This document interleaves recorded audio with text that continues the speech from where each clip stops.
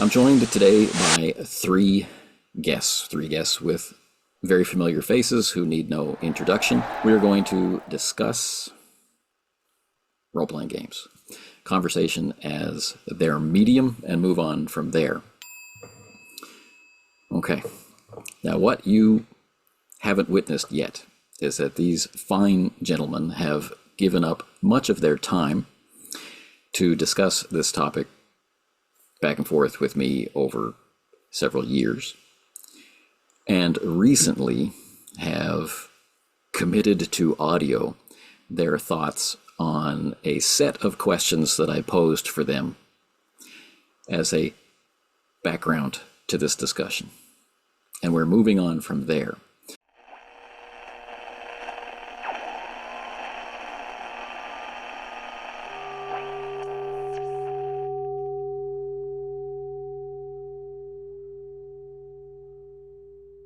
Now, if you're interested in their responses, they will be either linked in the description box below or attached at the end of this video, or both. This video will be annotated, probably heavily. So if you watch it, there will be a benefit. If you just listen, there'll be things that you are missing. Okay, let's get into it. Gentlemen, I'd like to warm up with a different kind of prompt from what will follow. Okay.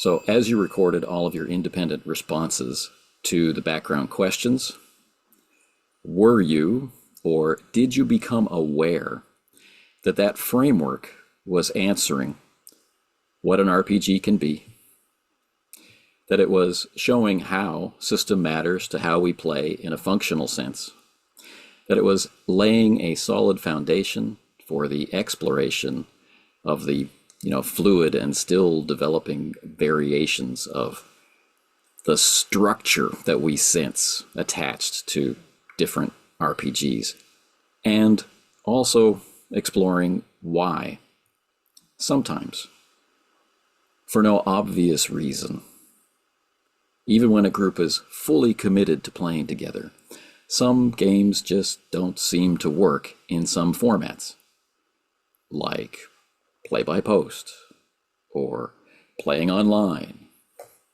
that kind of thing.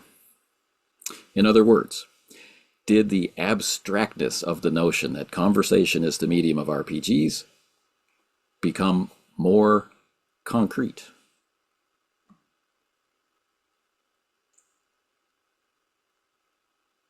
Well, I'll hop in first. It took a while for it to really start to sink in, because it's hard not to conflate conversation with just communication.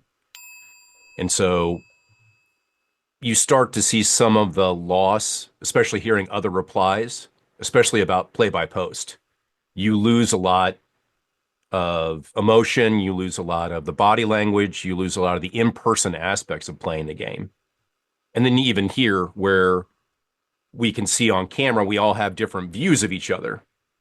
I have a little less body view, so my language with my body is restricted.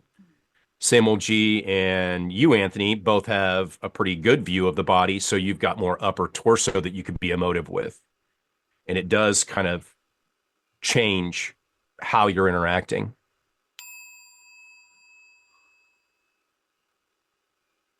Yeah, I can follow up on that. When Brian, you just mentioned some people mix up, conversation and communication. Sometimes it can be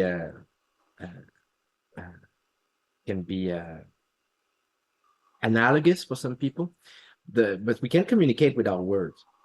So as long as you understand that, you realize that conversation, as the medium is something very different than just communication. Even though you have to be good at communicating, but you have to be good at communication in the context of a conversation. So in the context of a conversation, especially the kind of conversation very curated that you have in RPG, you kind of have to, in the context of an RPG session, you have to relearn a little bit how to converse, I would say. Right on. I think it's a little unfair because we've been thinking about or talking about these things for a long time. So, I mean, the way you formulated the questions in a few different ways definitely crystallized a lot of those things. But yeah, I mean, thinking about the topic more and answering those questions, what struck me or continued to strike me or what got reinforced was this idea that, everything we do, can have this profound impact. So, that's why a lot of my answer almost seems wishy-washy, because a lot of it's like, well, it depends. It depends on a lot of factors. But, we talk about the alchemy of play and like, okay, well, I've changed this ingredient just a little bit and whoa, it tastes completely different. So yeah, yes, that was, I noticed those things. Cool. And that is an interesting thing, right? Language. One of the participants in this discussion experiment, who will be appearing in the other group, raised the point of language, and this is something that's a big part of my working life, is how little of our working language is represented by the actual words that we say. Which means, as a species built on communication, we are usually drawing on nonverbal cues, right? So body language, body positioning, volume, and other support material to make our point, whether that's just pointing at something on the horizon or showing a picture or drawing something. So it's really interesting how we can look at the conversation, and we'll see if that comes up in our discussion of this stuff tonight. But all right, I have sent you an email containing some of these prompts. If you want to take a look, go ahead. If you don't want to take a look, that's fine too. So the first prompt. All right, so in our various conversations, we have mentioned to each other, and we can easily find examples where imagination doesn't really seem like it's that significant a part of play, or it's intermittent at best. And of course, we can find examples where it's obviously playing a significant role, or we at least hear a report from the participants that imagination played a significant role for them. Likewise, and this is maybe a little harder to notice, we can have, or we can see the influence of an active thought, like problem solving, figuring out puzzles, that kind of thing, interacting, predicting, deducing, getting wrapped up in the mystery or whatever that's going on. But we can also see play where players just passively sit back and allow the dice or the storyteller or whatever to move them through from scene to scene. So we can see play without imagination. We can see play without thought. We can see play without either. Right? But I think we would see a tendency to include both of these elements, imagination and conscious thought about what's going on, as a core part of the experience. And so to kind of ground us in who we are as players, right? When you consider your own play, these two different elements of play, imagination and an active consideration of what's going on rather than a receptive position. Where do you see the balance in your own play? Oh, God, I'm always imagining, what's going on. And, I'm sometimes altering what I'm imagining based upon new information. If a scene or something hasn't been described, or another player describes something, and so then the scene kind of crystallizes more. And as far as conscious thought, I'm usually always in the character's head,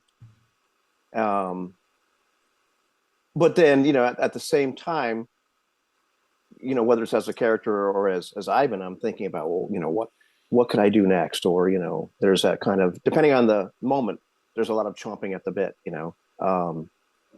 and, except, but there's some situations like the final session of the first investigation in Call of Cthulhu, where, I'm very imaginative. I'm thinking about the scene, but I'm the characters, and I really aren't doing anything because he's just kind of standing there paralyzed and horrified. That didn't mean I wasn't completely, involved in that conscious thought and imagination. So, yeah, for me, it's always present.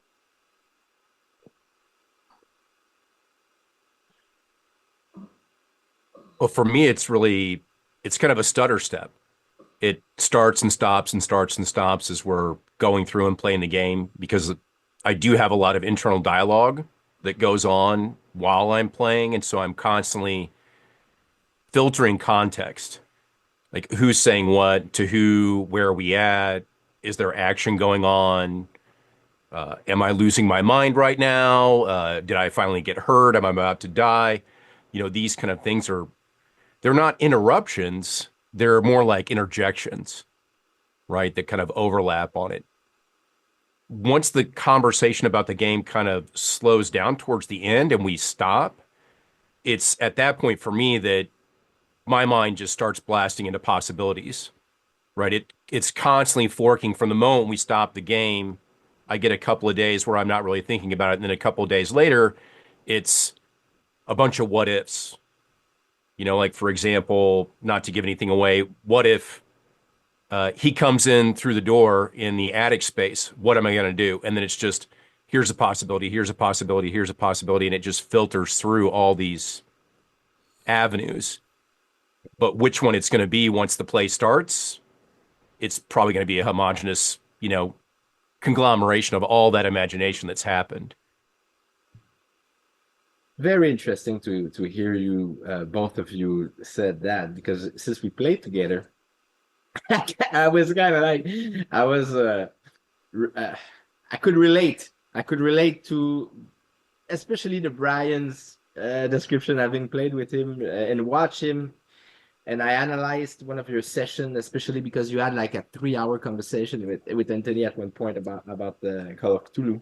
And so I was listening, and this is exactly how it felt to watch you play. Exactly how you just described. It felt like your mind was strategizing all the time, trying to figure it out. What's next? What you're gonna do next? What can you do? What's the best move you can do, or the next move? And if it's not the best, which one would you do, right? And I could feel it. And with Ivan, it's different, because Ivan is the guy that always speaks in character, never describes what he does. So he's always like speaking and talking in character. It's very rare that he's gonna say, I go to the corner of the room and then I put my clothes and then it's not like that. It's not the way he seems to approach the thing. It's more like he's a voice. And I was listening to you guys, and I was I could relate, because it felt like when we played together. But me, it's kind of different as well. It's and it's interesting that we talk about that.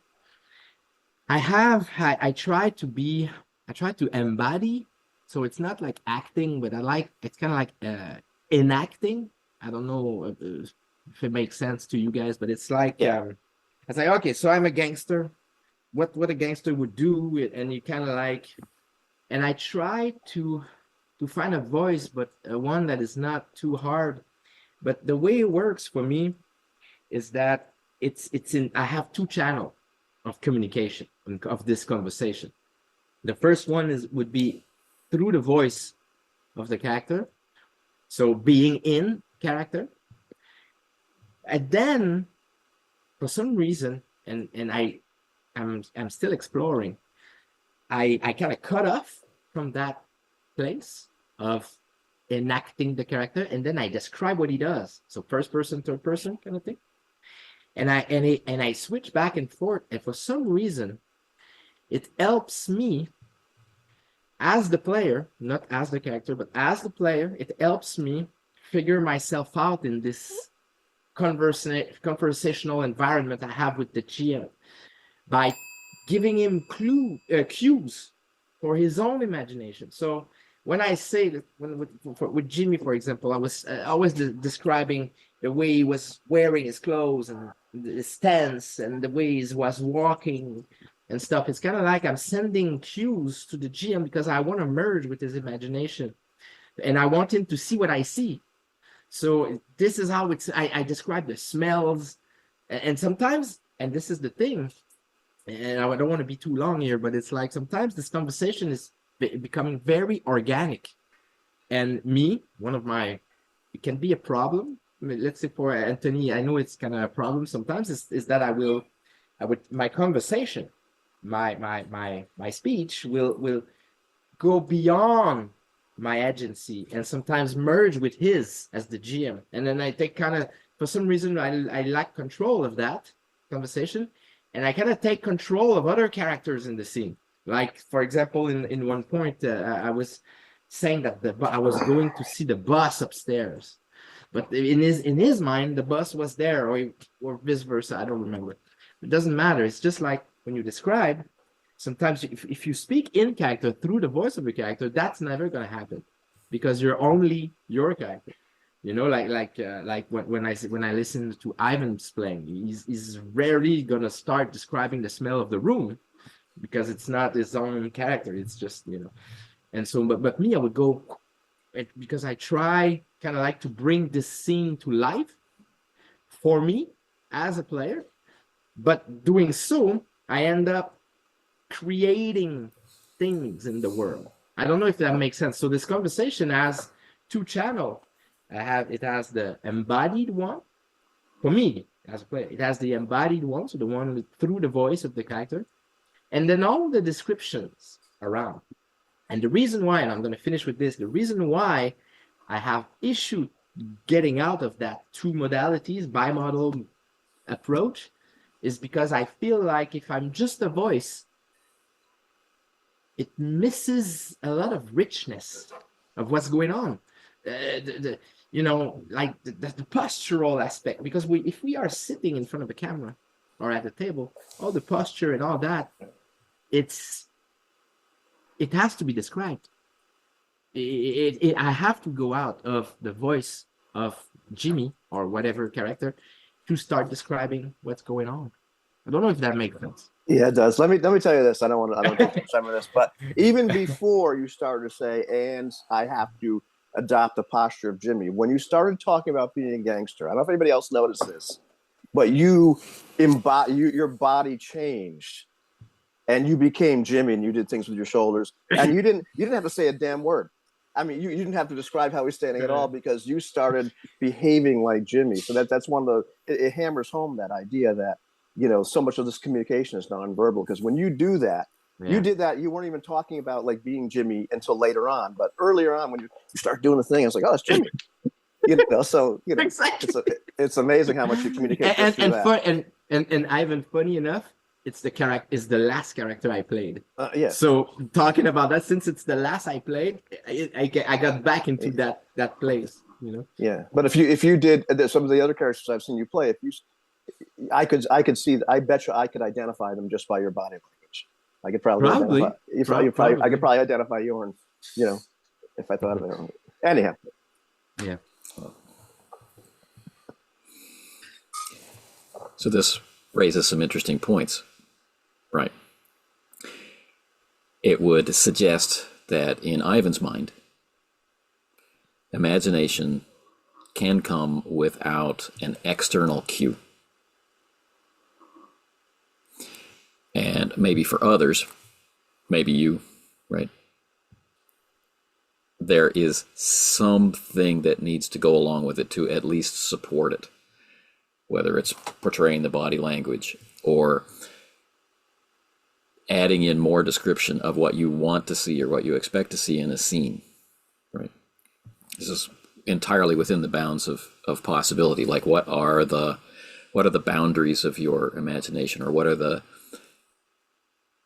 how have you become habituated to invoking imagination, and how often and how much and when during during play. So that's all that this prompt is trying to get at in your play, right? There's your internal monologue, your reaction to what you're hearing, and what you think is appropriate to, act, react, or interact with, how you want to represent your character, what decision you want to make, all those things. And in those moments, is there also imagination, or is there intermittent imagination, or is there imagination at some point afterward, once there's a clearer sense of what's going on? And as Ivan mentioned earlier, is there editing and re-editing as new information comes in, or is it imagine, replace? There's a lot of variety out there to create confusion, and that's where this discussion, I think, has some strength, is enabling us to take that step back and take a look at that experience as gamers. So, Brian, you look thoughtful. Well, I was thinking about the editing part, and I think prospectively, it's more like kind of like vignetting for me. Things in the scene are solid, like going into the professor's house, the desk, the chair, the professor. I see that my character enters, I see my character. And then as other things like the fireplace are added, they slowly increase the resolution or become more cohesive. There's a lot of blank space in there, that's for sure, at times. Ivan? Yeah, I think the thing, for me, very often, it's a little bit like the actual depiction of what our vision is really like. If you actually see, and so there's this center, whatever I'm concentrating on, whatever we're doing, and it's very sharp and in focus.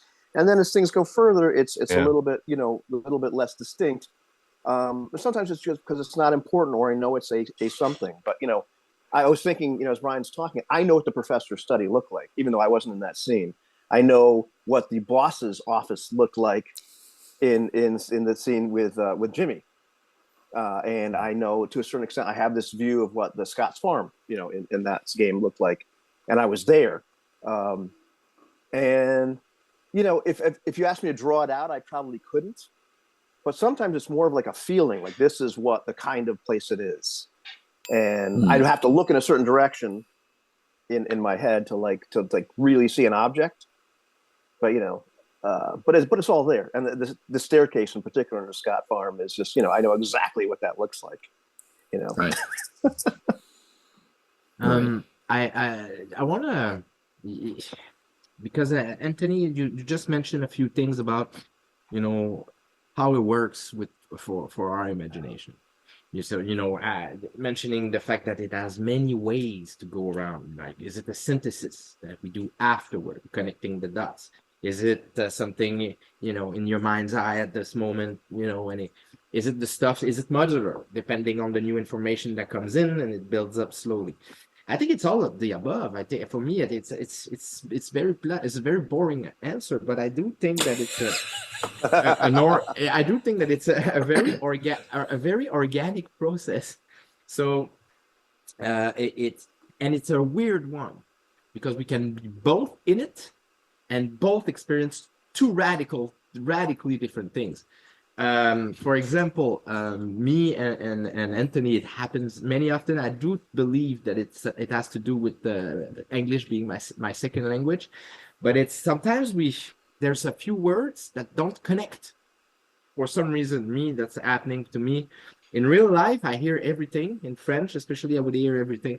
But in the second language and in an RPG session, when I'm in character, sometimes my cognition or whatever, I'm too busy being in the moment of the scene there, and I just don't understand everything. I just don't get it. And sometimes I'm in the scene, I'm speaking with Anthony, and there's another person there, and I don't know.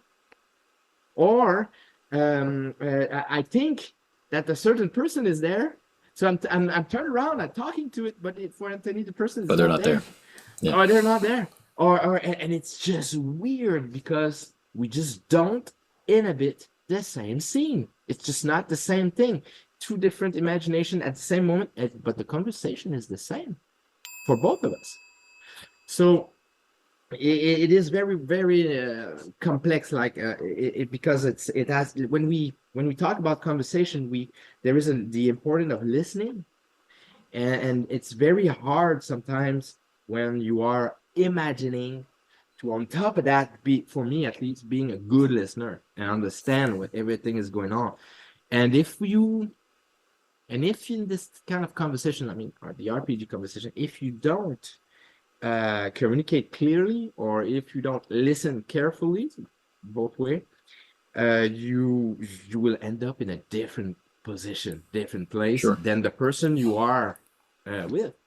And that, I think it, and even, I mean, maybe more practice would make better. I don't know.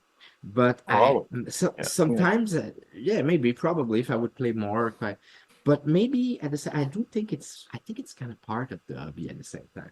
I think it's kind of like a thing that happens. It can happen, and it doesn't have to be that it's your second language. And the one thing that struck me that I wish we could do, and we can't really, well, maybe we can, is there's a certain beloved old text that Anthony and I are familiar with, where certain important words are in bold, and they're always in bold. And so this is important for the scene. So if we could just say those words in red, the rubric, and have certain words like, so and so is here, or there, this, but it is what it is. But it can be second language. It can be fatigue. Right. It can be fatigue, you're the game master, right? And you could be improvising right now because the location you weren't, it's a new location, or there are new people there, or it's not a new location, it's a specific location, and there's something that's happening on the timeline right now. And so you're thinking about when you're going to have to, merge that background timeline with the active timeline. You're not just ever doing that one thing, which is having that conversation as that particular character. So there's lots of things that can decrease the focus on the externalization, let's say, of what's happening, or the internalization of that information. So. Oh yeah, no, there's been more than one time where I've the players say, "Well, I'm going to open the box," and I'm the game master, like, "The box? Oh yes, the box." Anyhow. Yeah, it's exactly. Well, and like in a lot of my sessions with Anthony, especially the solo sessions, or even where we all get together, one of the most challenging things for me in the conversation is the note taking, because I'm a terrible typer, so I'm trying to imagine, synthesize it, pay attention, and then externalize it again through my hands so that I can keep a note of it, right? Because in a lot of these situations in the New Leaf, we don't see that session until quite some time after we've actually played it. And so if Anthony's asking questions, it's like, memory now is starting to fade. And it's like, I don't exactly remember what happened, but I'll check my notes, my crappy notes. It's a skill. It is definitely a skill. Yeah. So it's another layer that will just complicate the conversation as well. Sure. Okay. Now we brought up in this course of action, we brought up the internal conversation. In your normal lives, do you have an internal monologue, dialogue, trialogue, or whatever? Oh, yeah. It's a zoo up there. Yeah. A lot of self-talk. Okay. So how would you characterize these conversations? And I'm talking about it specifically for this conversation, the ability to make the parts that as beginners we might express out loud, like, okay, it's time for you to roll initiative now, right? Or you need to roll the 10-sided die, right? These kinds of things. As we play, that originally voiced part can become silent. And yet remains a part of play. You still, it's still somehow involved in the process of play, right? You recognize you need to pick up the D10 now, and you're rolling for a particular target number. You're recognizing when the game master says, okay, this looks hard, so you know what the target number is from that cue, and all these things. So how would you characterize the internal conversations that become a part of play that we don't share, right? Rules we don't mention, talking about the likelihood of a die roll, going through what Brian and Samuel G were mentioning earlier, I could do this, or this, or this, or this, right? Assessing the possible outcomes. How significant, how noticeable is this to you now? For me, it's become pretty noticeable. A lot of it has to do with that mechanics-based speech that we'd have in role-playing games, where you're presented with choices, and you have to make a decision about something. So you're thinking about the character, if that's how you play, in character as character. You're thinking about, what are your chances? How skilled is my character depending on the game? If I roll these dice, will I succeed? If not, what's the consequence? Right? Which is often something that we don't openly discuss, because in certain situations that should be pretty obvious what the consequence is. If you're in a fight, well, you're probably going to get hurt. If we go to the slippery plank discussion we've had for so many years in the past, there's a lot of questions there. It depends on how slippery the plank is. But a lot of it's dictated by, for me, that mechanics-based language.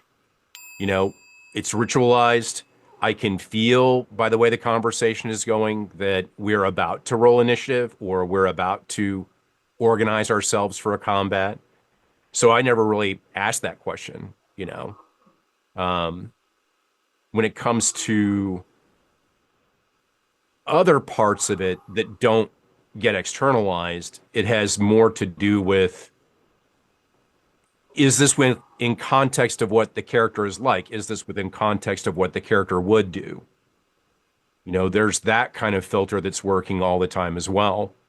I just find myself being a very highly contextual player. What's happening around me? How am I going to react? And so that's all inside until I voice, from a first person's point of view or from a third person's point of view, what the actions are. But yeah, a lot of it for me is player-based internal decisions around mechanics language, because we have worked towards trying to keep that out of play. And so I try to resolve a lot of those questions in my head by my familiarity with the system.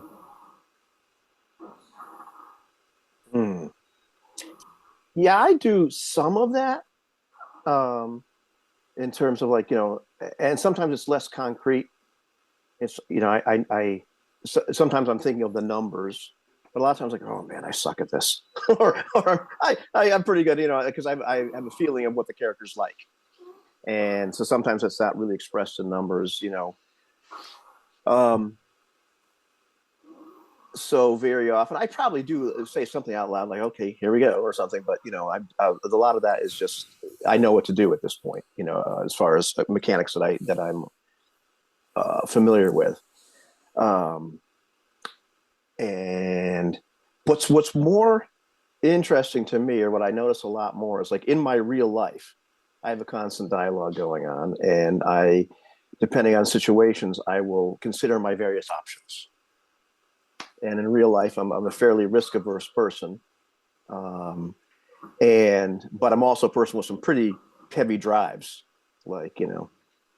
So it's very often I'm conflicted in real life. What do I do here? What I would really like to do is, however, the consequences are going to be this. So I have some of that going on with the characters. Sometimes it's much more liberating because the character is so much different than I am, which is probably why a lot of my characters tend to get hurt, because they're far less risk averse.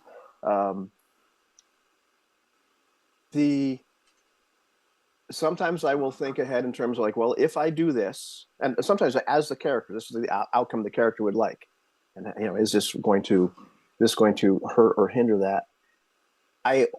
Every once in a while that voice pops up in my head that is like the rule of cool. And well, I could do this. It'd be pretty awesome. And then very often I will say, no, well, that's not what this particular character is like, depending upon the situation. Sometimes it's very much what it's like, or that's the aesthetic. So yeah, sometimes I will have that.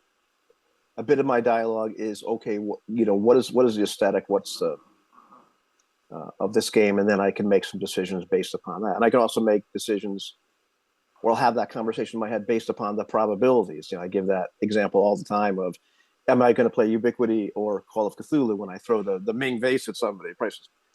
Because I know it's not just the aesthetics. I mean, that's a big part of it, but it's also the mechanics work a lot differently, and I'm going to die in Call of Cthulhu. Whereas in Ubiquity, that's going to be one hell of a scene, So I have all those kind of things going on, and occasionally I'll have that other voice if I'm playing with people that want a particular way of playing, like we're not going to speak the mechanics or whatever. There is that governor voice, they'll come and say, okay, well, you can't say what you normally would say, or they would like you to ask a question in this manner, so I have that other voice in there kind of reminding me to behave. So there's a lot of things. There's a lot of things going on, and then sometimes there's just abject surprise as I'm reimagining the scene in different ways, or different people are putting things in. So there is that kind of like, sometimes there's a dialogue, sometimes just the scenery just shifts, and sometimes like, oh, I guess it's like this now, and I have a little discussion with myself. I misunderstood. Yeah. Anyhow.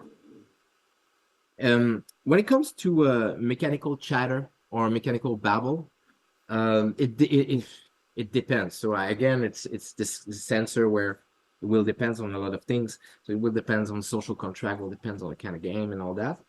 And when it comes to let's say, because for some reason the conversation was mostly about games where you don't talk about mechanics, that is very rare for me. So it's a thing that happens when you have a lot of game mastery and a lot of social contract before, to learn the words, the key cue words that are going to be used to call upon the deadly mechanics, or the dread mechanic words that we don't want to hear, and numbers that we don't want to hear. So you're gonna have in the conversation cue words that's gonna let you know that it's time to roll. And then depending on the medium that you use, do you play by post, or you play here, or you play in person? Well, you're gonna have a way to see the numbers, so understand what's going on. The problem with I would not say it's a problem, but I would say that the mechanical part of the conversation, it is not clear to me if it is part or if it is not part of the conversation. And here why.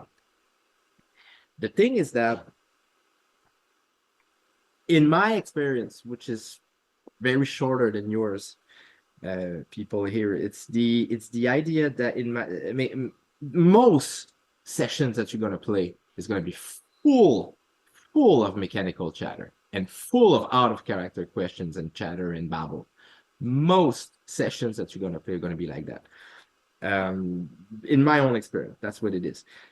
Except the one that is very curated with the same people you've played for years, with the game mastery to such a level that you can get that level of play. And it's very rare for me, and it's mostly in solo sessions. Solo, it's easier to reach that level where it's curated enough that the GM does so many things, and I'm talking about Anthony here mostly, is doing so many things behind the curtain that you don't have to hear those numbers, and you don't have to hear those dice rolls and stuff. And it's so rare, so rare. So so the question is it part of the conversation or it's not part of the conversation?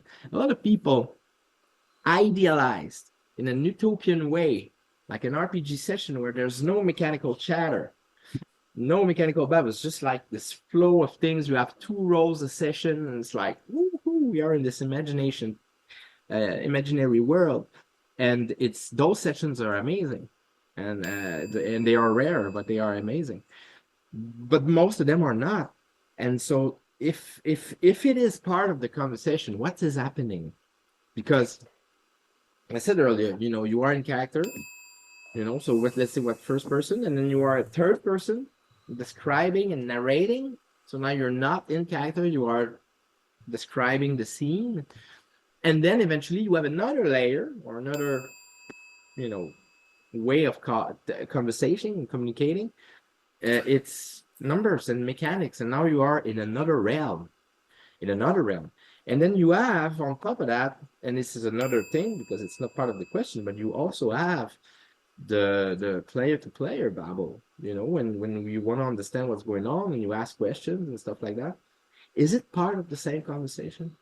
Is because I'm not, like I said, in our conversation over the chat, when we talk about mechanics, it's not my imagination that's going around, it's my cognition. It's not, I'm not imagining numbers and mechanics. I am processing design. It's not, you know what I'm saying? I'm not envisioning, I'm not imagining. I'm like, okay, mathematics, okay, percentiles, and it's not the same thing at all. In my experience, at all. And even the conversation doesn't feel the same. It's very different. So I'm asking you guys the question at the same time, like, is it for you part of it, or it's something else? And also another question that can be linked to that is why some people like to get it out and minimize it so much, almost like it's a taboo, you know? Is there a reason there? Isn't that like a cue for what it is? You know? I don't know if that makes sense. That almost ushers in Anthony's next question. A series of questions. Yeah, Oh, yeah. but It's true, but let's take it yeah, on its face value. Let's first, for you guys, how much, if at all, is, let's say, system, meaning rules, dice rolling, procedures, all of that, you know, mechanical stuff. How much of that is like another member of the conversation? I wouldn't say another member. It's just a different aspect, right? You're crunching data. You're exchanging raw data about the game. And that's why I say, you know, mechanic terms or mechanical speech. I roll a 16, I hit, you know, these things you acknowledge as part of the conversation. How much, and not to give the, you know, the pat answer here, how much that interrupts your immersion depends on We're not there yet. Yeah, we're not there yet. I know. But I'm just mentioning it here, is up to the individual. You can move on. But for me, I recognize mechanical speech in the conversation, both externally and internally. You know, for me, internal conversation with myself, self-reflection, intrapersonal conversations are part of the conversation, even though they're not coming out. It's still part of the decision-making process. It still informs imagination. It informs the kind of language I would use to externalize to excite someone else's imagination. So whether I'm saying the numbers inside or outside, or to me, it's just a different channel that you're speaking through, whether it's description, mechanic, you know, in that kind of fashion. Sure. Ivan, you had thoughts? yeah. No, I think that's you know, like I said in my original answers, you know, like what's part of the actual conversation that pertains to the RPG. It's like anything that's about the imagined situation that may or may not affect it. And so for me, the system is a participant. It's a weird one, for sure, but the procedures and the mechanics, they're like, you know, it's a little bit like a moderator, like this, and it's a little bit of the way that the conversation is curated is, and this is how you shall talk. And sometimes the conversation isn't us exchanging words and ideas. It's like, and now we will roll, or now, you know, Brian may speak now, and then G may speak. You know, there's that, or you know, there's finally like, you know, I'm gonna open this door, and the system, this sense says, and the door doesn't open. So all of a sudden, that it becomes a participant in the conversation because, or the stairs collapse. Why did the stairs collapse? Because there was a dice roll and the resistance table and my goodness. So yeah, to me, it is a very weird participant in the conversation, but to me, the system and the procedures and the mechanics, it's a participant. It's just communicating different things, just like our body language is communicating different things. I can't really do Jimmy, but I'm trying. It doesn't have the capacity to, on its own, of its own volition, because it's not a living member of the conversation to create or insert information. Right. But it pretty consistently gives you, it exchanges information with you. Right, you put in the question, can I, can't I, or to what degree can I, or to what degree have I failed, and it returns information which comes from nowhere else but itself. Right.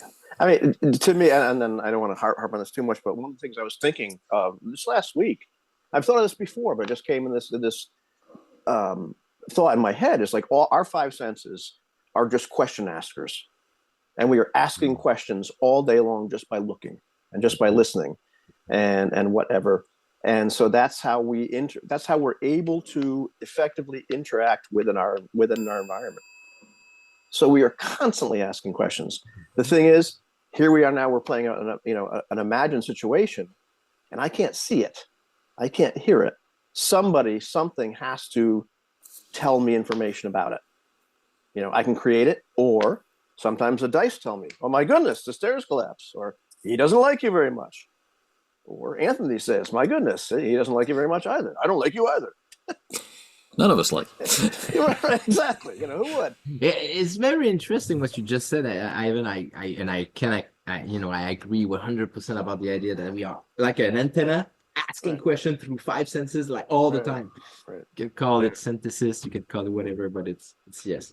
And I agree with that. And I think I was listening to you, and it kind of like summarized a lot of the stuff that we've been discussing online throughout these years, where why the modern AI is happening in so many groups is because the person is asking question all the time, and now it's something, and it can control the difference between asking in and out of character questions. So you're there and you are the player and you want to know something about the world, and for some reason, you don't want to invent yourself. You are in such a social contract or dynamic, whatever. And so you cannot invent it yourself. So you find different ways to ask the world. So either by asking the person, either by doing it through your character, and so it's the thing is that I don't want to go back too much on the same topic, but for me, I had fun in a very heavy mechanical conversation roleplay experience. Luke Crane games are not in character games. They are always talking about the mechanics. You're always talking about meta things. So it's even in the rules of Torchbearer. I was talking with Anthony about that this week. Even in the rules, they say, in this part of the game, roleplay should be kept to a minimum. Right. It is said it somewhere in the rules. And I'm like, okay, why do we keep calling it a role-playing game? You see, the thing is, the definition of what a role-play is, it comes down to this, because this is why so many people were frustrated in the brigade, coming on YouTube, trying to figure it out with other people online. It's like, how come this is supposed to be a role-play experience, and when it comes to the table, I just have a bunch of dudes talking about dice and rolls and mechanics all the time, cracking jokes all the time, and I have no immersion, I have no moment of imagination, I am not in character, there's no role-play at all, and I'm 3 hours sitting here looking at minis, waiting for my turn to hit, and it doesn't hit. And I have another 45 minutes to wait for my turn to try to hit, and it doesn't hit, and it's boring as hell. You know what I'm saying? So that was it's a true experience that you guys all know what I'm talking about. You guys know exactly what I'm talking about. And so what it comes to that place where there's the difference in kind of conversation you have. You know, why most people like to play with friends, people they know, because they know they have the same taste. They know they have that dynamic. So they already when I let's say I play with you, or you guys have been playing together for a couple of years now. When you enter into a game, you know what you're gonna get. You know the Ivan skills different from Brian's skills, and you know his style of Anthony's GMing, or you know Ivan's style of player, and Samuel G's styles as well. So you get together and you're like, okay, I know what I'm gonna get. We have a social contract. We've played this game before. Okay, you know, so you're not gonna get the same experience that you're gonna get with a new group and a new game that you've never played before. It's just not gonna happen. So for me, when we talk about this hobby as a conversation, or the medium of the conversation, well, I would say that this conversation is gonna be very different from time to time, and it's very sad that we cannot go deeper than that, but it's going to depend on who you play with, what games you play, you know, what you want for that experience as well. Because I can play with you the same game, let's say I call Cthulhu, but we can change the conversation completely. Even if we played before, if we don't have the same intention, the same social contract, even though it's the same group, with the same GM, same game, we can have a completely different conversation as well. And I mean, before we move on, well, two things, but really fast. The first thing is, like, if you look at our Call of Cthulhu games, especially the solo sessions, where the conversation is different in each one of them. It's just a little bit different. The different information is being exchanged. And the examples you brought up, from being in a game where all of a sudden there's all these other things being talked about. It's interesting because one of the elements you brought up, the chattering about stuff not related to the game, the Monty Python jokes, that's a conversation that's happening at the same time, but it's not part of the game conversation at all. But when the people are talking about the dice and the mechanics, and I have a +5 Holy Avenger, that's a conversation about the game and the imagined situation and things that affect it. I'm not saying it's good or bad, but essentially those two things are one is definitely not part of the conversation, and one is definitely part of the conversation according to my definition. Whether or not you like that or want that element to be in it is a different story, but those or are how. How exactly, or how. Yeah. Brian, exactly. you had a... Well, the only thing I wanted to touch on there is that newness, right? I don't know if you've ever had the experience of where you have to have the conversation the first time you play the game, where you've got to teach the game and somehow at the same time enjoy the experience of learning and playing at the same time. It's like that clash of fun and frustration, right? So much of what we as experienced players take for advantage to be easy to understand when you're trying to tell it to a new person.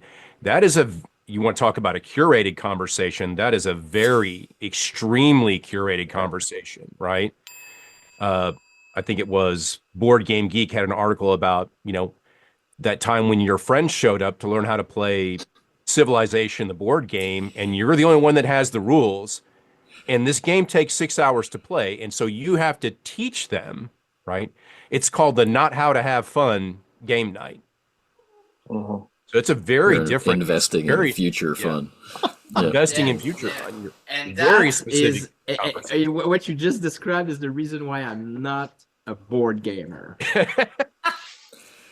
That's basically it. That's basically it. The only board games I would play are the ones that if I can win the first time I play, because it's easy enough, I'm investing my night. I'm shocked If I need 3 nights to understand the game, and it's a 3-hour every time, forget about it. but you're right, Brian, though, because it comes down to what I was saying, and I do think that I know it's boring. I'm sorry to be the party pooper, but it's so important that we because we tend to forget that when we try to talk about these subjects, especially in gaming and stuff, we kind of need to define from what perspective we are talking. Are we talking from the, learning experience, the kind of game, the kind of social contract, the kind of intention that we have? We need to kind of figure it out. It's like a tree. Okay, we are here. This is the type of experience we are talking about.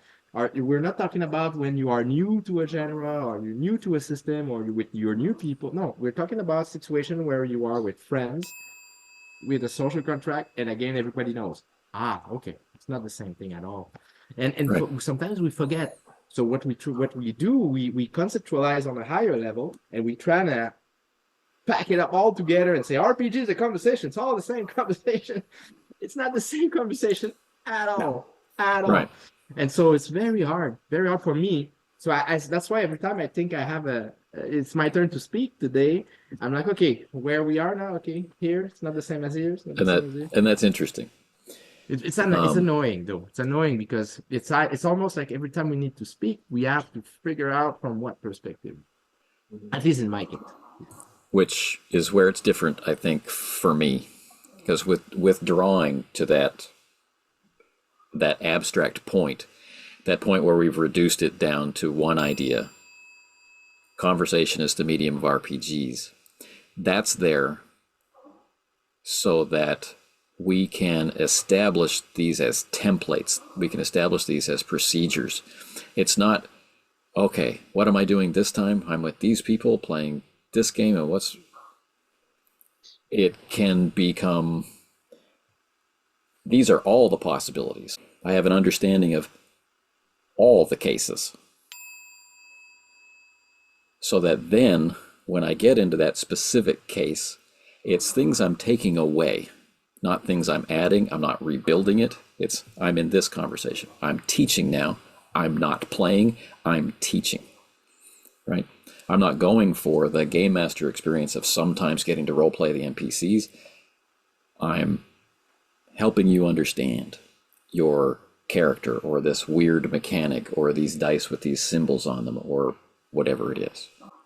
That's the process of taking that step back to get the broad view of the whole potential of choices so that I can take that confident step forward into this is what I have to do this time. Instead of reinventing that wheel every time is kind of the utility I see in it. So I have some examples. Something that we've talked about a fair bit in the past is the idea that, the popularized idea, if you don't say it, it doesn't happen. Which sometimes gets kind of presented as if you don't say it, it doesn't exist, which is a very different and quite problematic expression of the idea. But let's keep it to the simple one. You don't say it, it doesn't happen. Right? So in the RPG is a conversation. Right? Conversation is the medium of an RPG. Right? If we don't say it, it doesn't happen. Right? Can you see that what we're really talking about here is an error in play?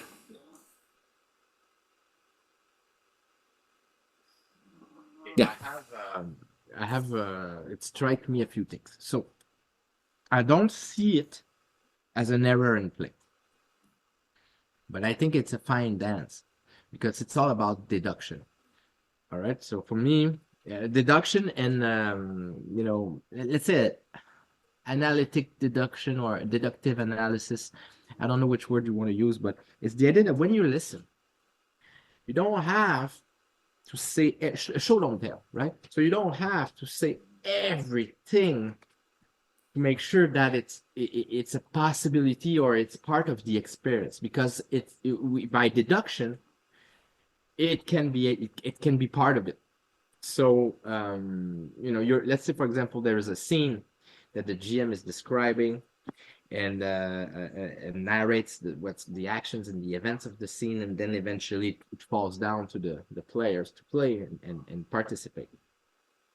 From what has been said, I can and I will and I would prefer as a player personally to be able to deduct myself a few things in that scene, even though if it has not been mentioned, just because it's true to genre, just because it's part of my thinking process as a character, and I would like to engage with the event in such and such a way. So for me, I would not say it's an error. I would say that it's a fine dance. If you deduct too much, and if you go beyond that fine line, and you will eventually end up with an imagined situation that should not have been imagined, or should not have been part of the things at play. Right, because someone made the error of not saying an essential item, or they made the error of saying an impossible item. Yeah, exactly. So something that it's just too much. Let's say, for example, like Ivan mentioned, there is a box, and that box is very important, but you forgot to mention it. And so now, let's say that could be an error, a real error. That's the part where it can be an error, because it's part of the scene. The box is very important for the players to get out of the scene, but it's in your head as the GM, and you forgot to mention it. So the players play in a scene where there's no box. That's a possibility.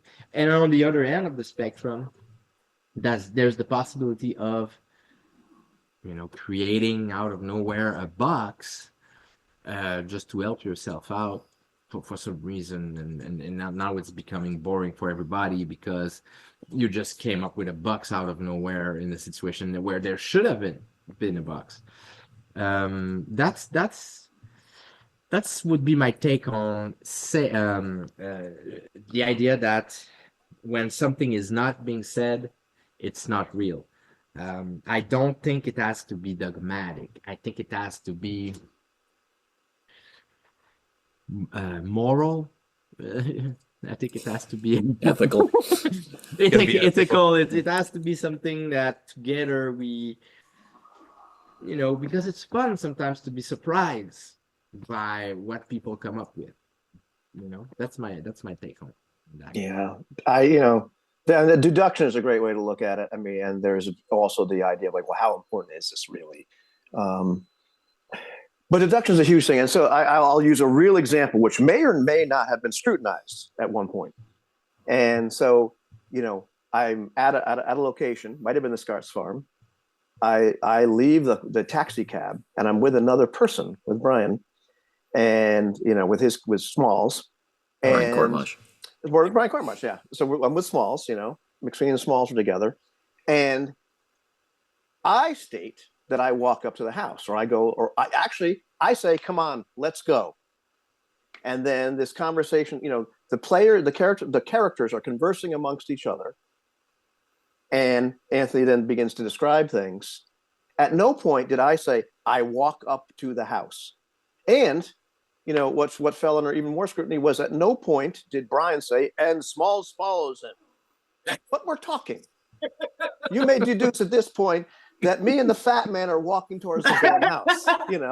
Well, but there, there's other situations where, you just don't provide a bunch of information. At some point, you're like, "Oh, but I was upstairs." Oh, you never, But generally, there's generally enough context clues. If you're paying attention. If you're paying attention. If you're paying attention. Brian? well, I mean, you could think, and this, I'm going to expand it just a little bit. So in context to your culture of play and the game that you're playing, right? You can imply, assume by omission, that by saying, "Let's go," that's normally something you would say to someone when you're getting ready to walk, right? So it's kind of an assumption by omission that this is happening. But that also opens up entire categories of things, right? For a culture of play or a game. We don't like games that have survival mechanics in it. I don't want to track food. So we just assume everybody eats. We assume everybody bathes. We assume a lot of this stuff. It's omitted because it doesn't have relevance to the conversation that we're going to have unless you intend to use it as characterization, right? My character likes this type of food, or he doesn't like that type. Smalls obviously has a favorite delicatessen, that he loves to go to. Several. Yeah. So it can be tricky.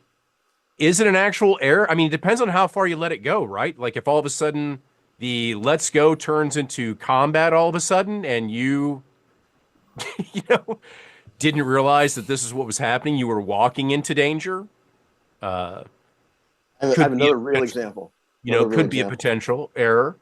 Uh, the saying that you have something right, that also kind of led is part to the, is it on your character sheet, right? You can't say you have something if you didn't write it down, which led to the load mechanic in, Blades in the Dark. Uh, so there are these little things like that. They're windows, but they can definitely be opened up into entire categories if there's stuff that your culture of play just doesn't want to deal with because you don't want to have a hassle with it. I don't like mass combat. Let's never have a war game, right? But Right. there's a war going on. So how does we handle that? All right. That other real example I had, just really short, was the case of the stolen spell book. Characters go someplace and they come back and I say, "You've discovered that your spell book is gone and the window's broken." And I was like, "Well, I always bring my spell book with me." And so in my head, of course, this is a big, gigantic, unwieldy thing, and to him, it's something that he's always going to carry with him. So it was one of those. It was one of those, uncomfortable moments, where we had to figure out. We had to stop and figure out: is this? Yeah, it was stolen, by the way. I won, but This is very interesting because it falls down a little bit on what we said before, where sometimes this conversation is, and I wonder, this is something like, I wonder like if the stuff that we are talking about right now that happens in RPG, for example, this example from Ivan is perfect, where one of the players think it's the small book that you can bring with you in your pocket or in your jacket. And for the other guys, this big grimoire, like with with this, that takes a pedestal to be able to exactly. read.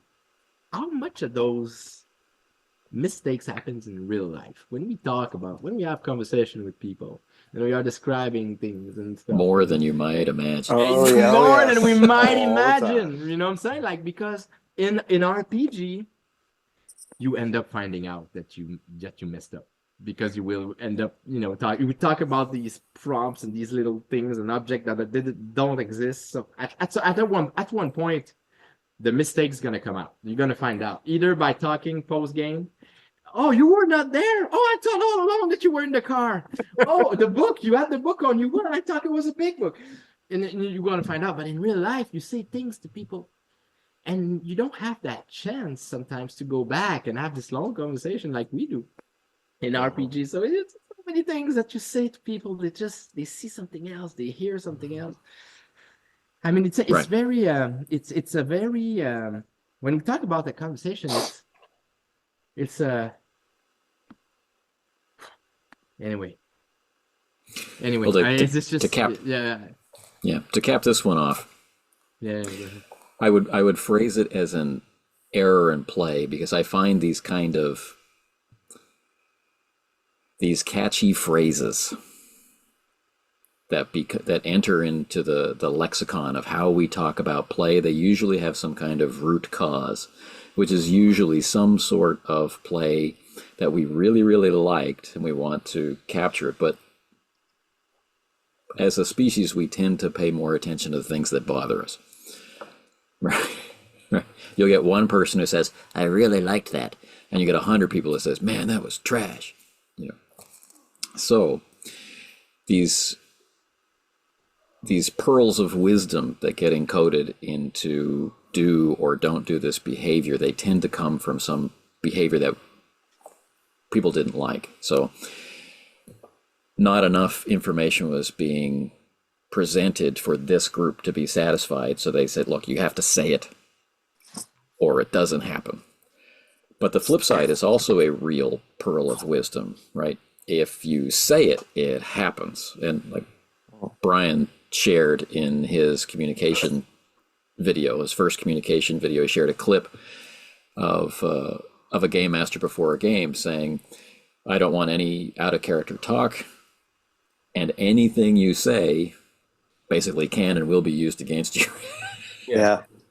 Right? So be careful what you say, and only say what the character might experience, which is a very specific type of play, right?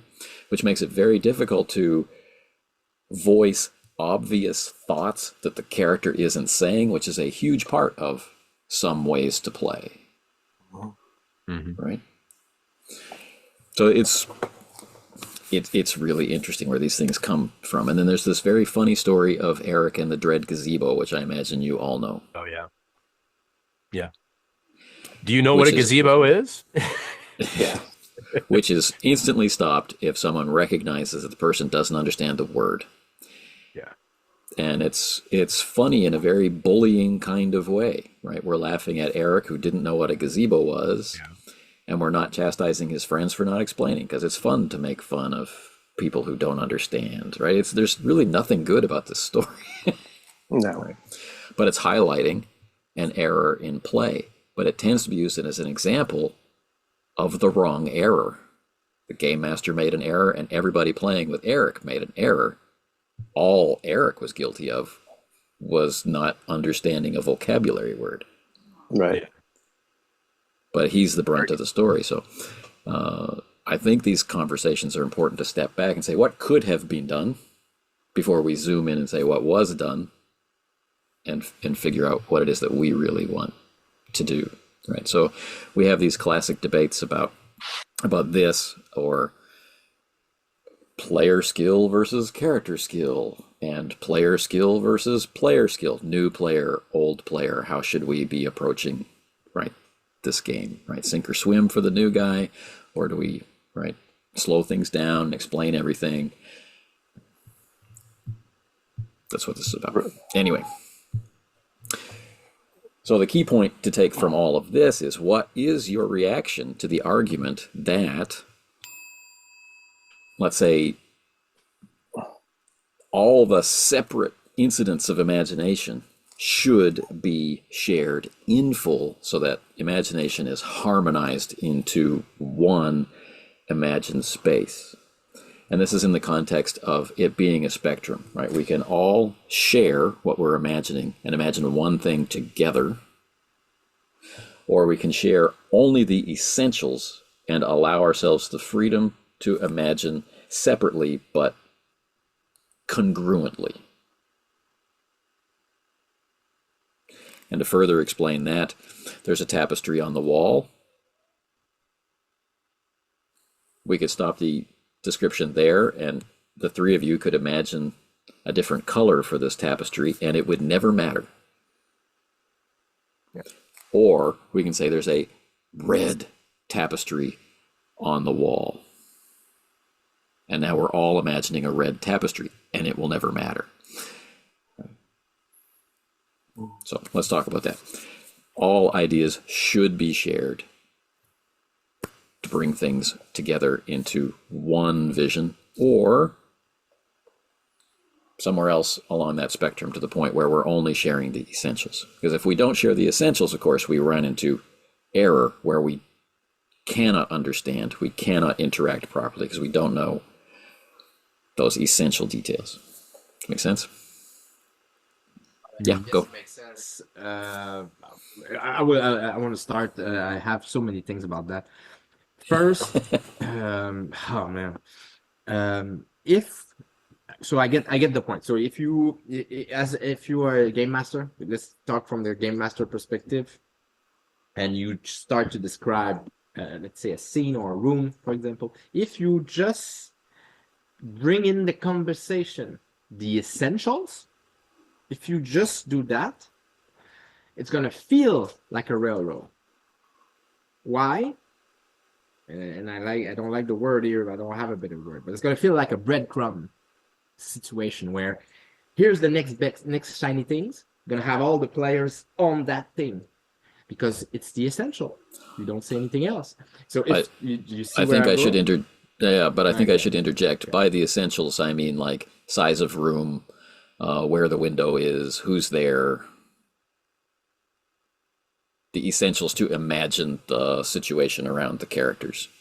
not there's a glowing piece of paper on the table. Do you read it? Okay, Not I that. see, but I do think it's part of the same. Kind of like it's part of the same thing, but I understand the nuance. What can be tricky if you are a minimalist describer? Let's call it that way. Let's say if you are a minimalist describer who describes the essentials, what's going to happen for a player like me, for example? I'm going to have a lot of room to fill up the blanks with stuff that was not described, that I would try to interject in those big holes that I have. If you describe a lot, I get more vivid, and it takes a little bit more time. I get more vivid, and I don't have that need that much to create new stuff out of nowhere because the stuff is already there. So I don't have kind of like to fill up the blanks. So in that case, wouldn't you have less choice? If I would have less choice if I have more description? Yeah, because your initial point was that it's like a railroad because only these minimum details were supplied. But that also means there's a lot of freedom to imagine around those essential details. Whereas if all of the dots are connected, if all of the details are provided, then you're on the passive end of the spectrum. You're receiving information. Mm-hmm. Where I wanted to go with it, because the nuance you brought, I just said, okay, let's get out of that idea. But I don't know, man. It's for me. It's I think it might come down to taste as well. Some people, sure. Say like some people would like a lot of descriptions, for vivid experience. Some people would like less because they wanna fill up the blank themselves. So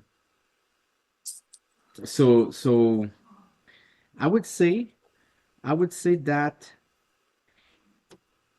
And there's on top of that, there's our styles of players. There is some people that if you give them too much information, they will think that there is something where there is not.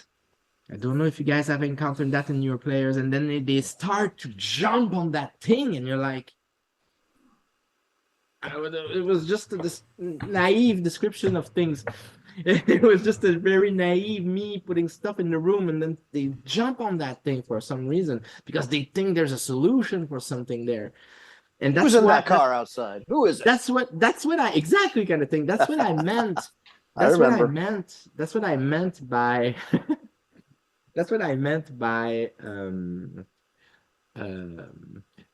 breadcrumbing. It's not railroading, but it's kind of like if you give too much, some people might think there is something there because you said it, when there's not necessarily. And it comes down to the same topic that we discussed just earlier about if you say it, it exists. If you don't say it, it doesn't exist. Now, if you don't give all these happens or it doesn't happen. Yeah, it doesn't happen. Yeah, exactly. So if you don't give these information, if you don't give all the very detailed information, you have less of that. So you have less player have less hook kind of thing to grab, and so with their imagination, their intents, and so that makes sense. You can control a little bit more a scene. If you give a little less, like just the essential, you're going to leave an aura of mystery, and the players are going to be still passive. They're going to wait for you more. If you give more stuff, maybe they're going to try to grab everything they can to make sense or make something happen. And that is not a given, neither, because it depends on the player style on top of that. So, yeah, that's my take on it. And capacities. But I played with. I'm just gonna finish on that. I played with people that I know that if I give them too much detail, they're gonna mess up the whole scene. Not because the scene has something prepared in advance, just because they're gonna stick to stuff that are so mundane and useless. But they're gonna stick to it for a long time, and it's gonna drag down. So it comes down when you're a GM. Sometimes for me, it really comes down to these kind of things. Some people are very strategic. They don't play in character. They play a character. So it's not the same thing. Okay. Oh yeah, I'll go next, Brian. Yeah. That's an interesting one because, you know, I mean, very often I have lots of ideas going on in my head, which I do not share. In terms of, like, you know, things that are inconsequential details, you know, I can say there's bass guitars on the wall. I don't necessarily, it doesn't matter if we're all imagining a red Sterling and a, you know, a two-tone Sunburst jazz with chrome hardware, you know, and a maple fingerboard. There's bass guitars on the wall, dude, you know. And so, you know, as I'm imagining certain things, does it matter if we're all imagining the same exact scene? No. As long as the salient points are, you know, I pick up one of the bass guitars and I hit the guy over the head. You know, those are expensive. Don't do that, man. But you know what I mean? You know, there's various aspects of what we imagine that we don't necessarily need to share. And we're never going to imagine the same thing anyway. It's just not possible.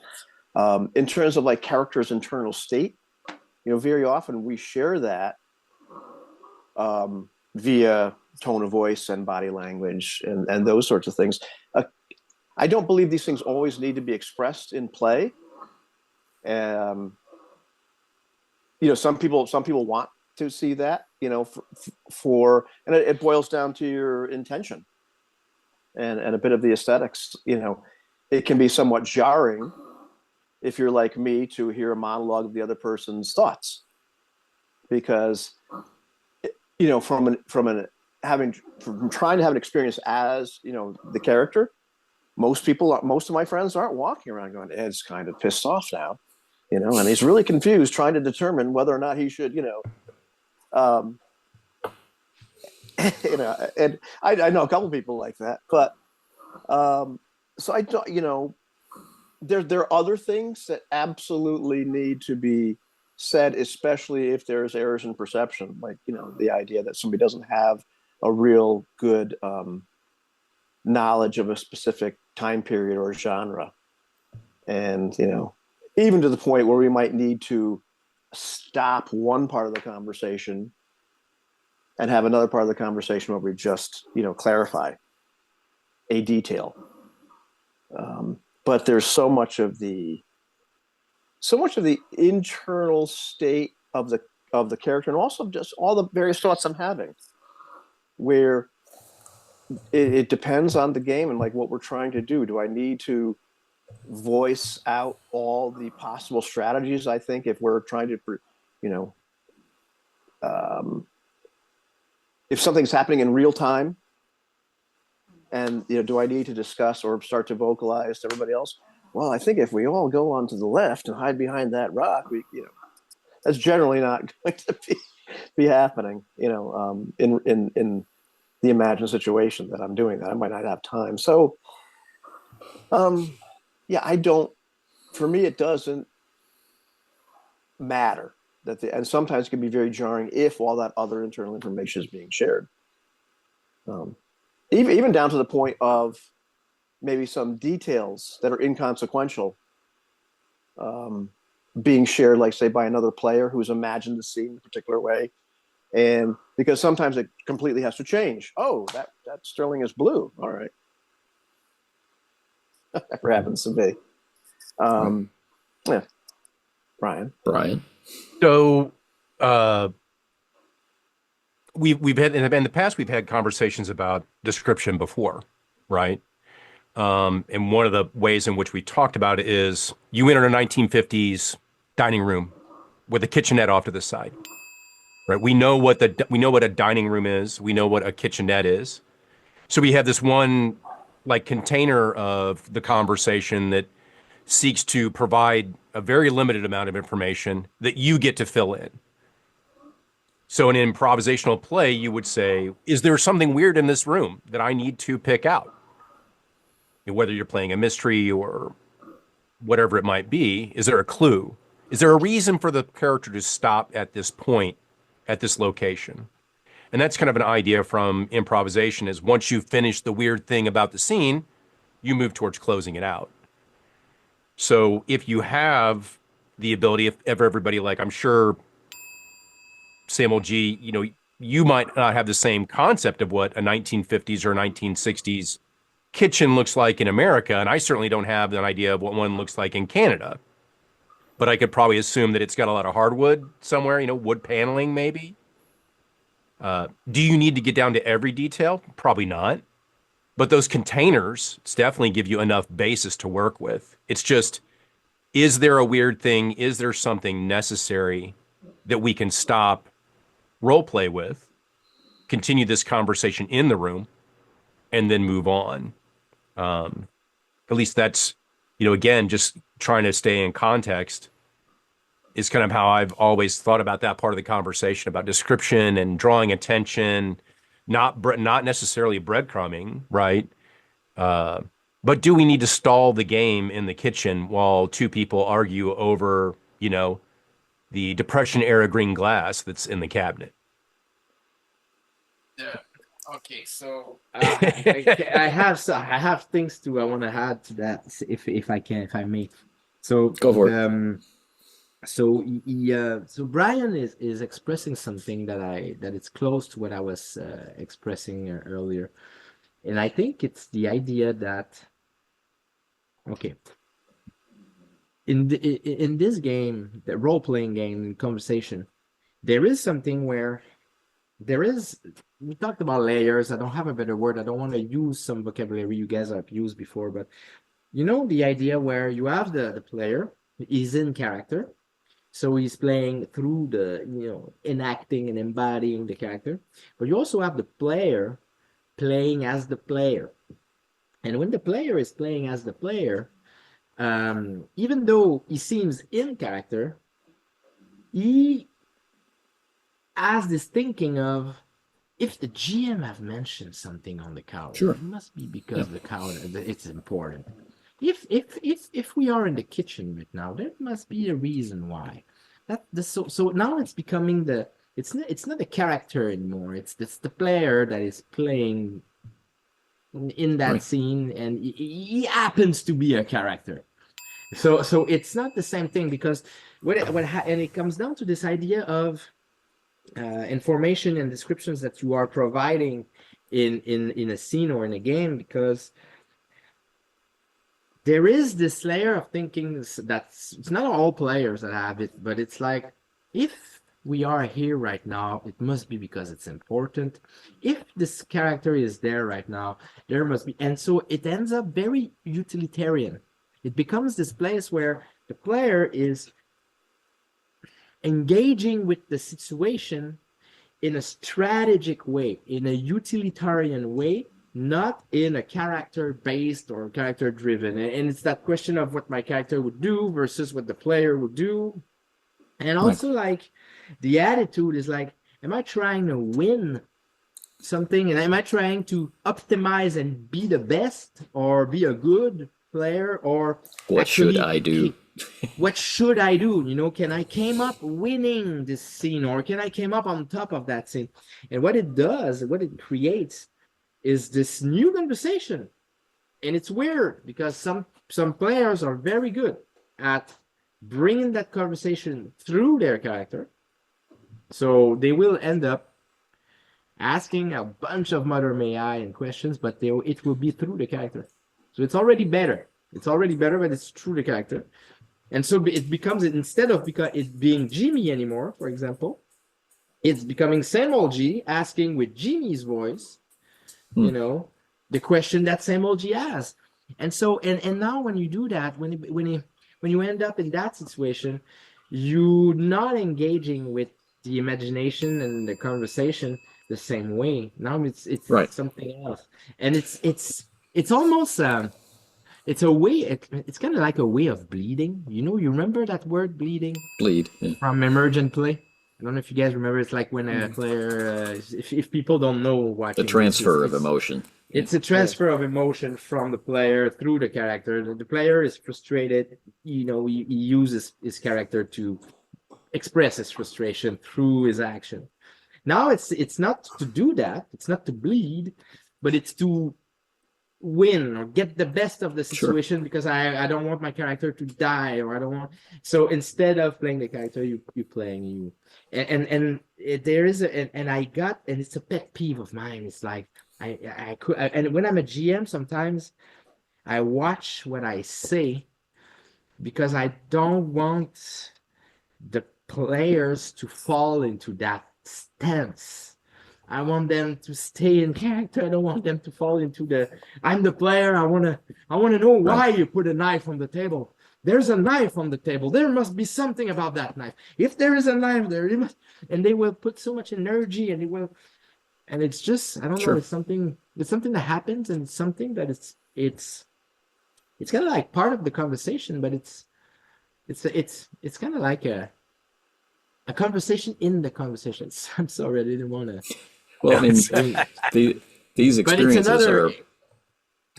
are precisely why I came to start calling this by layers, right? We have the in-character stance, right? Dealing with in-character information only. The out-of-character stance is every other aspect, right? And then layers. What are you actually paying attention to from these stances? And so how can you have an in-character layer, right? You're paying attention to the character layer, but you're doing it out of character. Well, that's exactly what you're describing there, right? I'm disguising, right, the position I'm coming from. I'm not coming in character as character. I'm coming in this out of character as character, and you've described the difference. So that's where these conversations bear fruit, right? This is a problem I don't like. This is a behavior that causes problems according to how we want to play. How can we actually articulate it? How can we form it into a recognizable concept that I can see, right? Again and again, consistently, and then say, oh, I see what's going on. We can talk about it, or I can let it go because it doesn't matter, or whatever. I don't want to take that too much time. I have an example. We played together in Call of Cthulhu. Have you guys watched this scene where I'm in the boss office the first time I play, and Anthony, as the GM, is breaking his back, try to make me understand there's something behind me, and I just don't get it. He's doing everything he can. He's like mimicking it with his hands as the GM in the screen, and I just don't get it. He's like, Jimmy, there's something behind you. He's almost saying it to me, and I never got it for real. And the fact that I never got it made the scene better. Sure. I just thought Jimmy was really brave and foolhardy. No, I'm not looking. I'm not looking. He was trying to tell me there's something behind me. He was doing, and I never got it. And so I just kept talking with the guy, and there is like a zombie thing coming closer and closer and closer. But Focused on the boss. But I don't see it. I just don't get it. And it made for a better scene. And it's a good example of where you are in character. You're not trying as a player to make the best move. I was just in the scene. I was just trying to. It was a very intense moment. I was trying to figure out this new NPC that I'm gonna have to deal with, and I was not taking all the details that he was mentioning to me, trying to figure out the best positioning. So it ended up with a very clumsy scene where I'm trying to get up over the desk and everything. With a hell of a jump too. I think I got the jump, or I don't remember. Yeah. But anyway, not bad for a terminally ill man. You're quite good. But in any case, I think it's a good example of the distinction between modality. Yeah. Not take too much time too, but something struck me as incredibly funny while we're talking. Is in the game Circle of Hands, there are named characters and unnamed characters. And when you start to pay attention to an unnamed character, they become a named character. They actually become a real boy, a real person. And there are so many aspects of the environment. There are named objects. There are things that are actually important, and there's a whole bunch of other things that are kind of unnamed objects, like the car outside when you're playing with Colin. And once Colin looked at it and paid attention to that car, well, guess what? Whether you like it or not, that is now a named car, and that's an object. Even though it wasn't originally important, now it's important. It may not actually be anything, and those people may not be important. That's where the conversation actually changes. Right. It hasn't changed in these previous examples, but this one is where the conversation changes, because you make the choice. Does it become important? Does it remain what it always was? Unimportant, unessential, right? Does it become the story because it got paid attention to, or does it stay a car? Right. That's interesting. But, okay, we're running out of time. So I got one last short question to talk a lot about. Okay. Yeah. So one of the last points that we brought up in the overall videos was the idea of observation. Right. One of the major things that has changed on a grand scale now that we're in 2025 is the likelihood of like streaming your play or sharing your play, recording your play, doing published recaps about your play that reach a broader audience than maybe playing at a convention or inviting someone to come over and watching you play ever did in previous decades. So as we get into this idea of sharing actual play, how do you see this as potentially changing the conversation in a significant way moving forward? As far as like the video observation, like what we see on YouTube,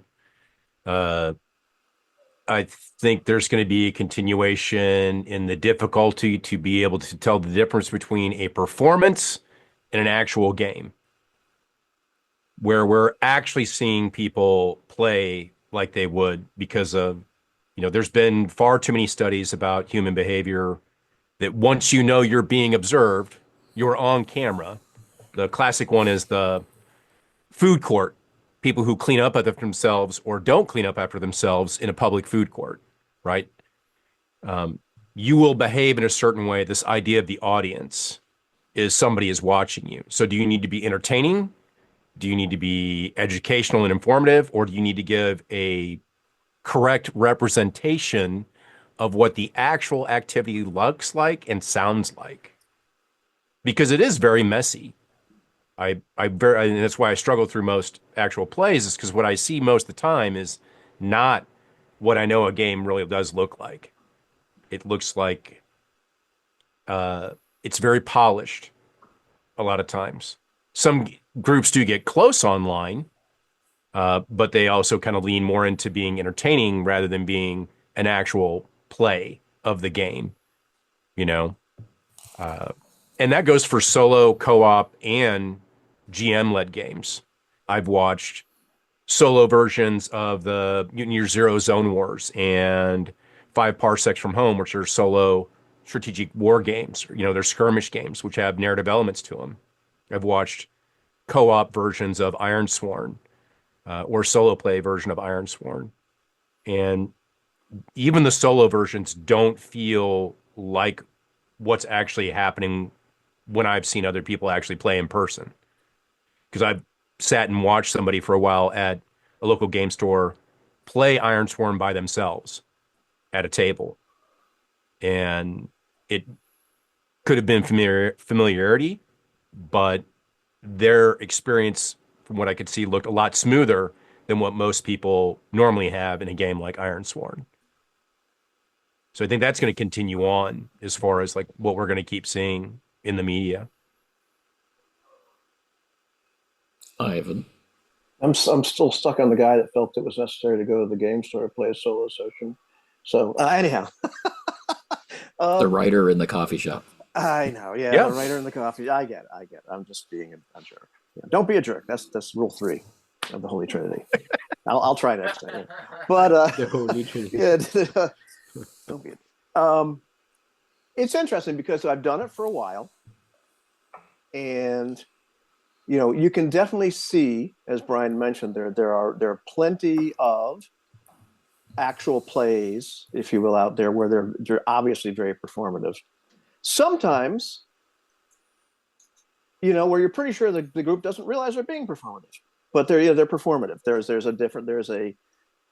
aspect of that which very often comes off as being like, it can be entertaining, but it becomes far less realistic, if you or doesn't seem authentic. I try not to let it change my behavior much at all. I mean, I make sure I watch, what I say. Because sometimes with my friends, I might let more things slip that might be objectionable, as far as like, too much profanity or whatever.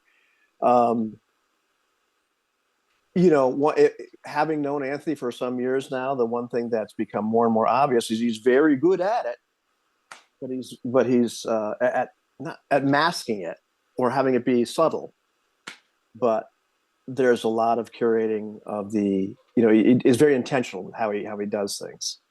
And so if it's a game where we're learning it, there's a lot more description of learning it. And sometimes it's very overt, and sometimes it's a little bit more covert. And so we've definitely played. If you watch us play Blade Runner, there's a whole bunch of us just stopping and how's this work? But that's a demonstration in that case of just an actual play where we're learning the game together and going over the bumps and what have you.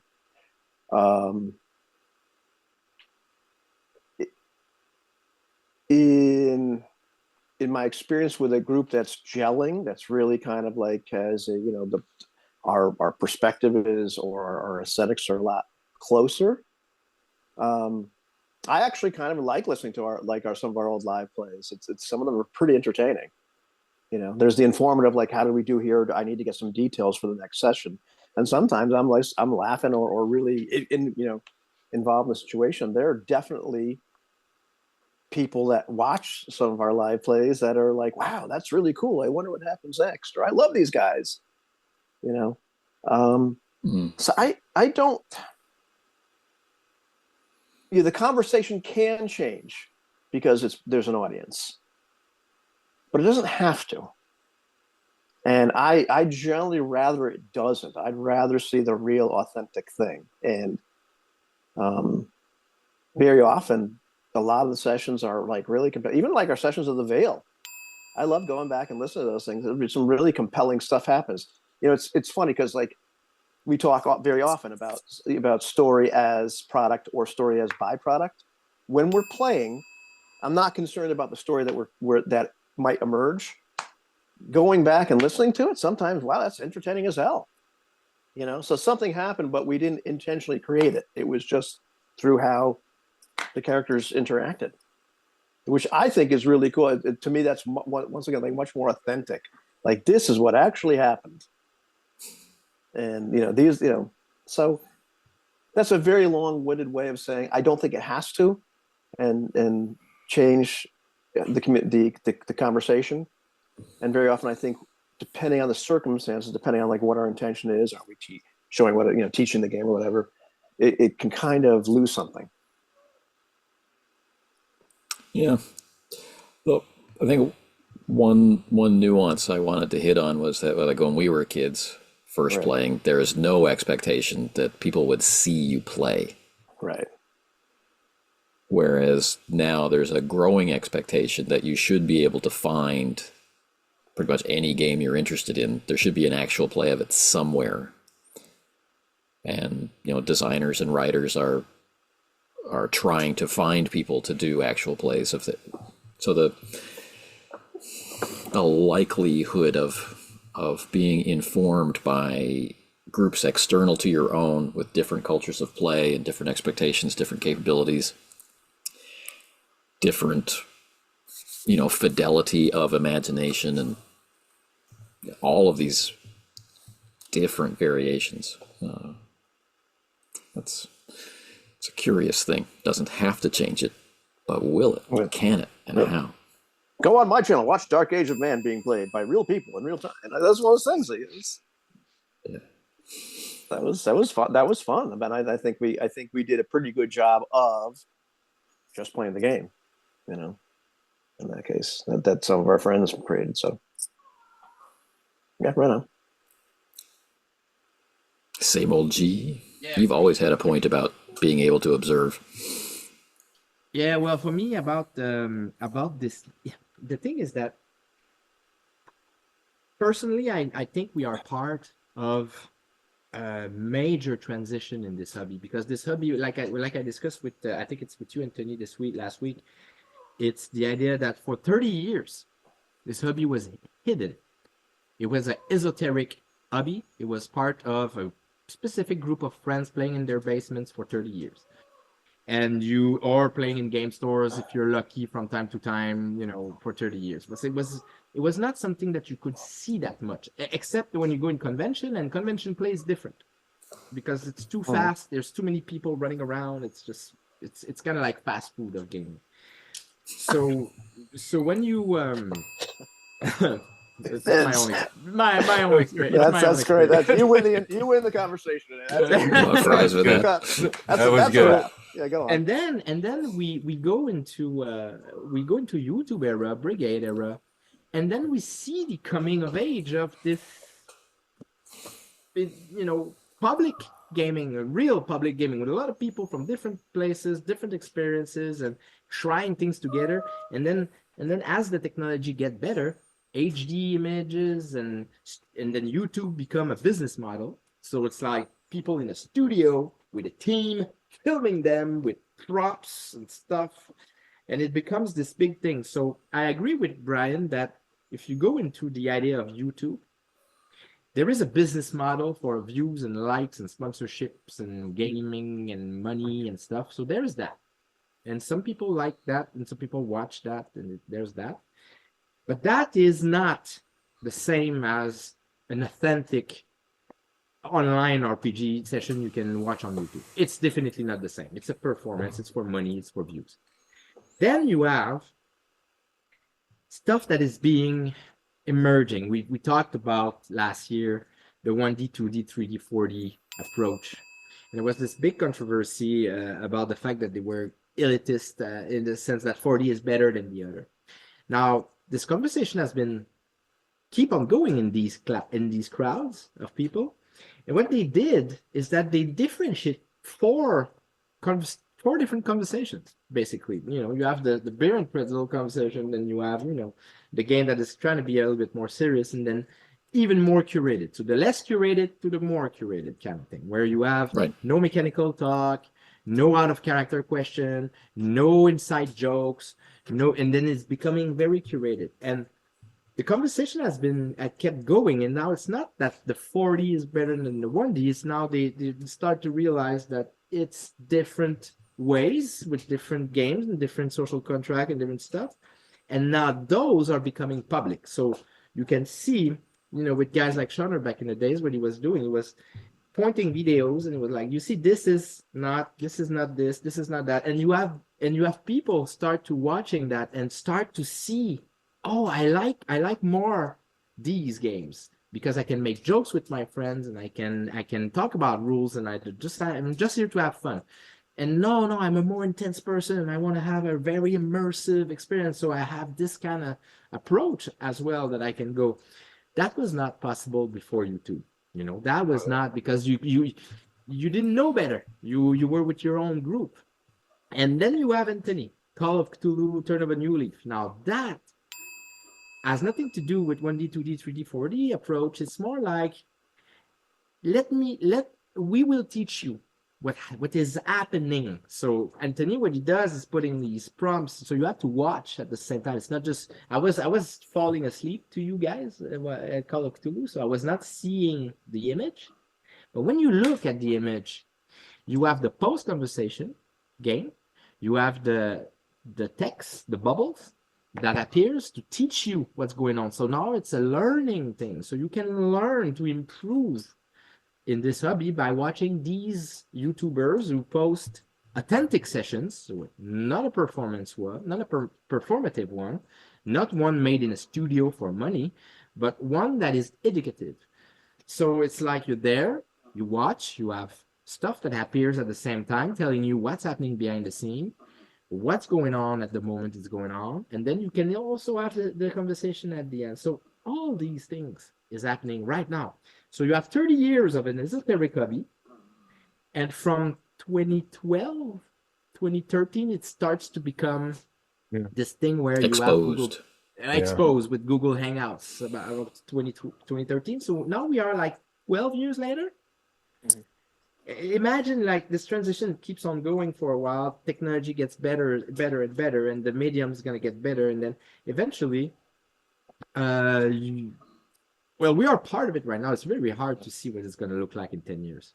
To be honest, with artificial intelligence and all that, we might going to be very surprised where this hobby is going to go in 12 years. But one thing I know is that because of YouTube and watching other people, for me who just entered the hobby around this period, what I have as an experience is that I got way better faster than some people who've played for 30 years. I play with people, they are stuck in their old habits because they've played for 30 years in an esoteric basement with the same people, the same game, and then they have a problem learning to play differently for different genres and different games because they were stuck in that little bubble. Now we can see online, so it's easier today.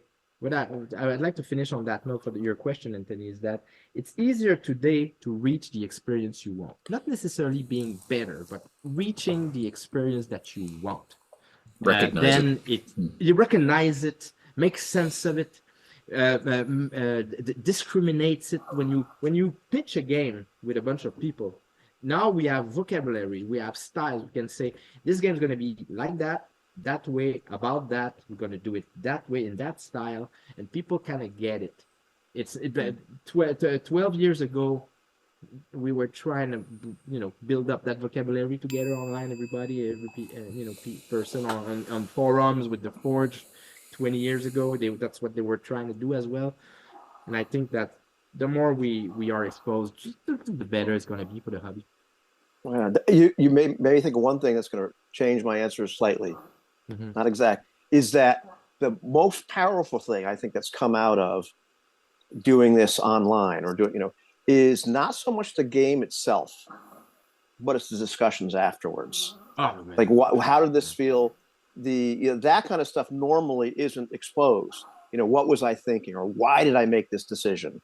And we've made those videos of like, as a GM, what was I thinking, or as a player, what was I thinking, and exposing that internal part. Like during the game itself, I don't think it's necessarily important, and it can be disruptive to have all those internal monologues going on or explain them. But afterwards, like showing like, why did I make this decision? What was I considering? What was I experiencing as a player? What was disruptive? What wasn't? What really worked? How did all that feel? Those videos, like making that kind of stuff public, I think is really, really powerful, because very often that's what people aren't seeing or aren't quite sure of. And so, having us talk about that is really and being important. Right. And, having that out there for people to see. Right. Exactly. Something that would back you up on this. A lot of times I'll go through, after watching the video, I'll spend time and go through the comment section, see if people are asking questions, if people are commenting on the video, what's their interaction? How are they participating in the video's conversation that the video is trying to have? And one of the common things that does come up, especially in a lot of the world building videos, how to play your character videos, is, well, what's behind your DM screen? What do you have in your notebook? What's your thought process? The more kind of these more explainer type rationales behind, this is why I'm playing this way. This is why I made this NPC like this, because, there's a rebellion going on and he's the farmer who is getting downtrodden by the Lord. And I needed two opposing points of view, so I created two different NPCs for this purpose, right? I'm seeing a little bit more of those kinds of conversations happen in comments for videos, but not nearly as many as should. And a lot As of you would times think. there are requests for the person who posted a video to follow up. Like if YouTubers don't have enough material they could make a video out of, by farming the comments on videos like that, they'd have plenty of stuff to produce material for that is directly related to what their audience wants to see, which is kind of confusing for me in that kind of conversation. You know, if you've run a game and people have said it's a really great game because they watched your 2.5 hours AP, and they start having questions about, hey, how did you really think about planning out what happened when, a good example is, Anthony, how did you manage to deal with Brian just going off the rails and saying he was going to go to his professor's house in the middle of a session? Right? What do you, when a player does that, you could easily produce material on how you can support yourself both from the player's side, how can you support a DM when you do that? And you can also do it from the DM side. What do I need to do or be aware of when players do that to me? And it's a part of the conversation that isn't missing unless, like you say, somebody makes these videos, right?